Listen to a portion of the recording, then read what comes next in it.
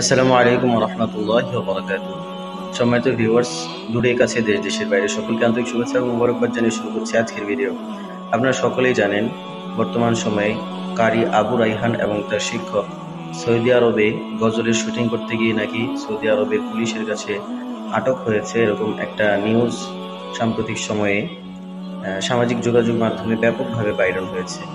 তো মূলত আসল ঘটনাটা কি, সেই ঘটনাটা চলুন আমরা তাদের মুখ থেকেই আজকে আপনাদের সাথে শেয়ার করি। আসসালামু আলাইকুম রহমতুল্লাহি ওয়া বারাকাতুহু। নিশ্চয়ই সবাই ভালো আছেন।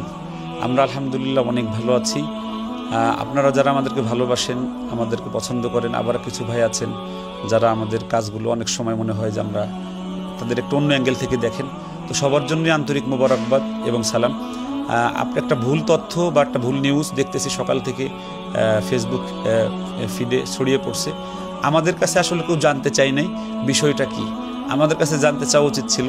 মূল বিষয়টা হলো ফজরের নামাজের পরে আমরা বাইরে আসছি, একদম বাইরে রোডের কাছে।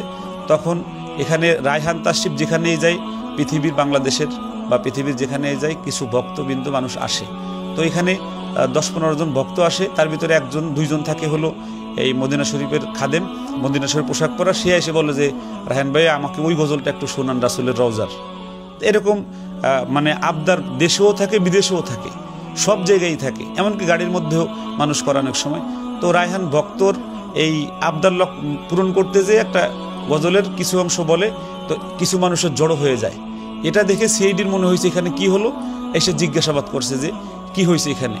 তো জিজ্ঞাসাবাদে তারা সন্তুষ্ট হওয়ার জন্য একটু মোবাইল নিয়েছে, মোবাইল নিয়ে দেখছে। যখন তারা দেখে মিলাইছে যে হ্যাঁ ঠিক আছে, এখানে গজলই গেছে, আর কোনো সমস্যা নেই, তারা বলছে আল্লাহ ঠিক আছে। তো আমাদেরকে এতটুকু, তো বাঙালি 2-3 ভাই ছিলেন, তাদের মধ্যে কেউ হয়তো বিষয়টা তারা বুঝতে পারে নাই, তারা নিজেরাও জানে না, ঘটনা আমাদেরকে জিজ্ঞাসাও করে নাই ঠিক মতো।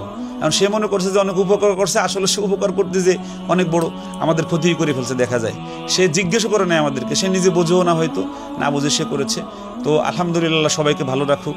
আমরা কোনো ধরনের কোনো সমস্যা, আর মুসলেকা আটক, এটা তো কেমন কথা। এটা মুসলেকা আটক হয় কখন? অপরাধীর জন্য। আমরা তো অপরাধী না তো। আর মুসলেকা দিয়েছে কোন কাগজে? এখানে তো মুসলেকা রাখেই নাই। মুসলেকার কি আছে?